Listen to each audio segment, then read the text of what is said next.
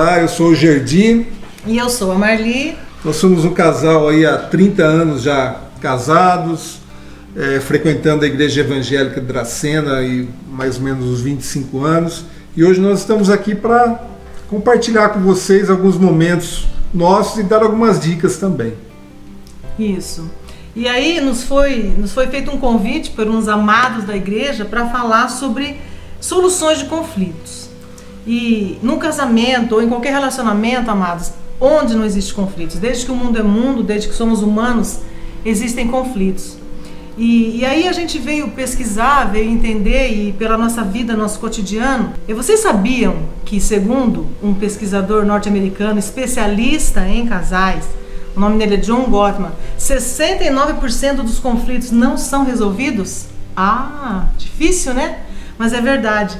Então você, mulher que está me ouvindo, pode ser que o seu marido não levante a tampa da privada antes de usar. Ou que ela não deixe de tirar os cabelos do box do banheiro.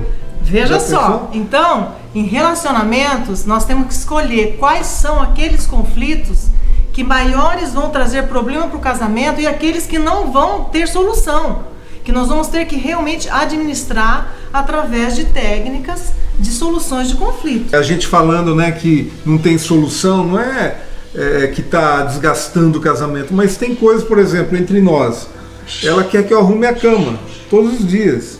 E eu, né, eu piso na bola nesse sentido com ela. E ele não gosta que eu dê palpite quando ele está cozinhando, e eu dou. Então esses são tipos de conflitos. E ela não muda. E não muda. Então esses tipos de conflitos, amados, nós temos que administrar. Esses conflitos aí não podem interferir, porque são conflitos administráveis. Agora, existem outros conflitos que nós temos que realmente gerenciar, porque esses conflitos vão trazer crescimento para o nosso relacionamento. Nós vamos trazer conhecimento um do outro, até como lidar com as personalidades diferentes que nós temos, vindos de lares diferentes, caráteres diferentes, formas de enxergar a vida de forma diferente. Então isso nos traz conflitos, né? Nós sabemos o que Satanás quer, né, Gerdi?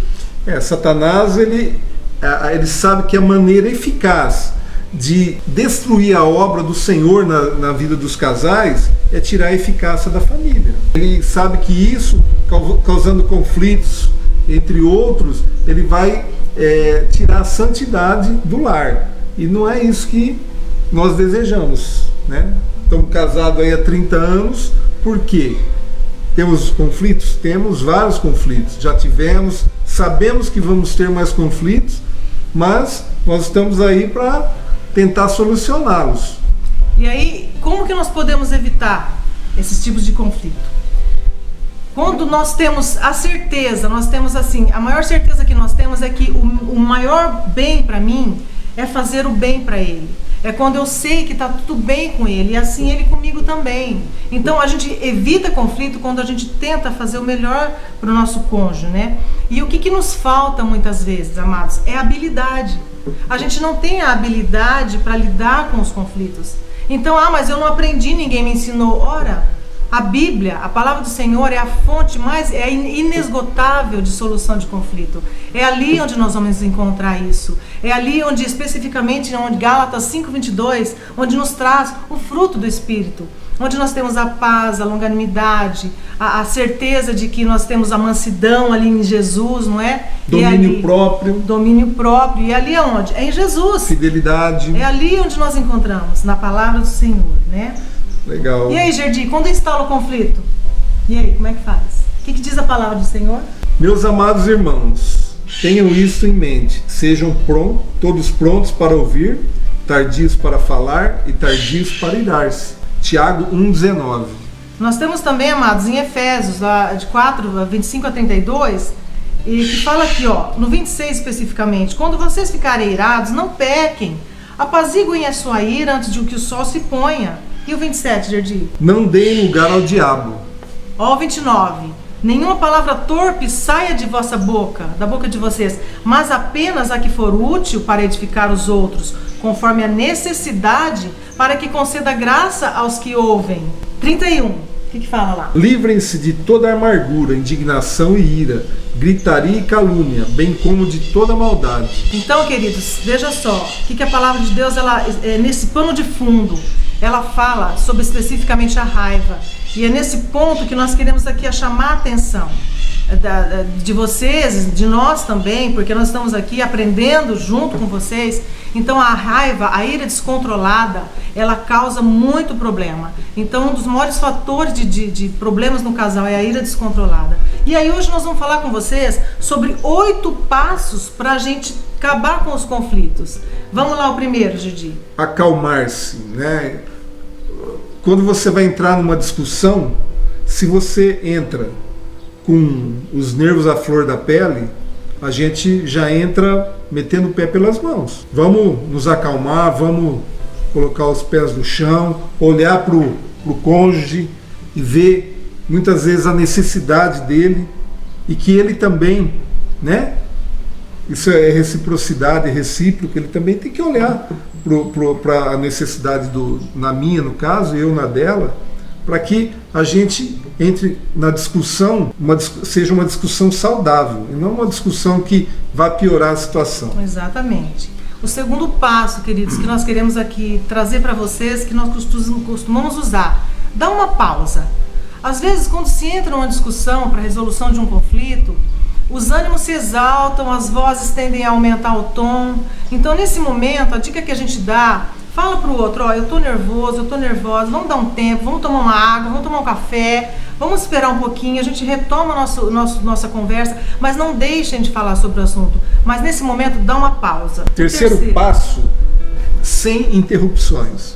Porque para você entender o que ele está falando, ou ela está falando, ouça o que eles têm a dizer. E não interrompa, porque durante a interrupção vai causando muitas vezes até uma instabilidade ali na conversa. Então, cada um tem a sua hora de falar e o outro já vai pensando, né? Porque cada um tem a sua defesa ou o reconhecimento daquilo que é verdadeiro, daquilo que é real, daquilo que é o correto, sem interrupções. Quando um estiver falando, o outro escute. O quarto passo, fale sobre aquilo que te desagradou. Muitas vezes a gente fala alguma coisa, o marido fala alguma coisa, nos desagradou. Então, com toda a calma, usando palavras brandas, chegue no seu esposo, chegue na sua esposa, fala, olha, aquilo que você disse, aquilo que você fez me magoou, né? E aí você já apresenta a solução.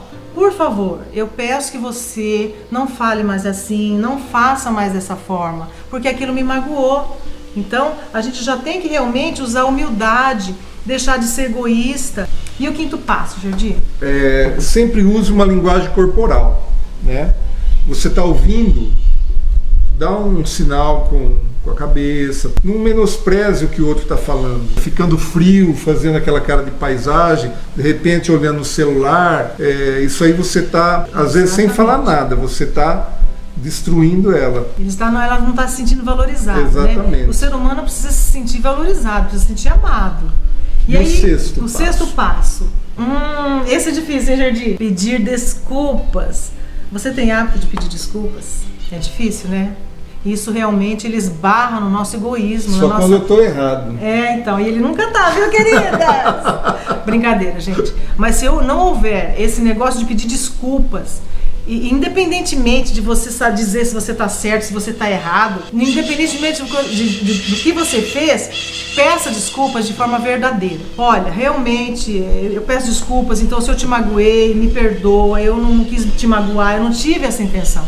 Quando realmente você, embora pense que você está certo, você se humilha, no bom sentido, fala, realmente, me desculpa, você abre a porta do bem-estar, você abre a porta da segurança para aquela outra pessoa. O sétimo passo, perceber as necessidades do outro. Isso aqui tem um nome que se chama empatia. Você se colocar no lugar do outro e olhar com os olhos do outro, como que ele está se sentindo. Porque, tem muita gente que fala, eu me coloco no lugar das pessoas. Não. Se colocar no lugar da outra pessoa é você se colocar e olhar com os olhos dela, recebendo aquilo que você está falando, no caso. Para que tenha a empatia, nós temos que praticar né, ter os frutos do Espírito e tudo mais. O oitavo passo, queridos, eu acho que um dos mais importantes é manter um diálogo aberto. Porque quando você dialoga, você abre a perspectiva de você conhecer melhor o seu parceiro. No casamento é feito muito mais de diferenças do que semelhanças. Então quando a gente conversa, quando a gente abre nossa boca, a gente se expõe, a gente consegue mostrar para o outro quem nós somos, o que nós gostamos, o que deixamos de gostar. Então o diálogo no casamento é uma das coisas mais importantes que existem. A gente costuma brincar que é falta de comunicação.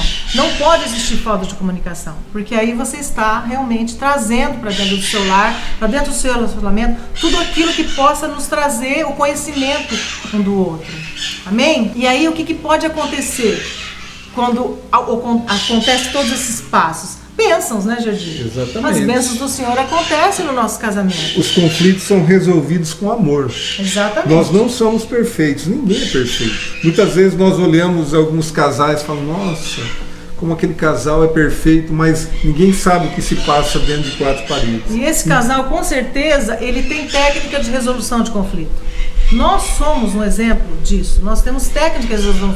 Nós somos diferentes, todos somos diferentes. E como diferente. Amém? Então nós vamos deixar aqui, queridos, o verso 29 de Efésios 4, que diz: nenhuma palavra torpe saia de boca de vocês, mas apenas a que for útil para edificar os outros, conforme a necessidade, para que conceda graça aos que a ouvem. Amém? Amém. Glória a Deus pela vida de vocês, glória Deus a Deus pela abençoe. oportunidade de podermos Compartilhe estar aqui com esse vídeo, vocês. dá um like, passe para pessoas, casais amigos de vocês também. E que Deus abençoe Amém. a cada um de vocês. Um beijo no coração. Fique na paz. Beijo. Beijo.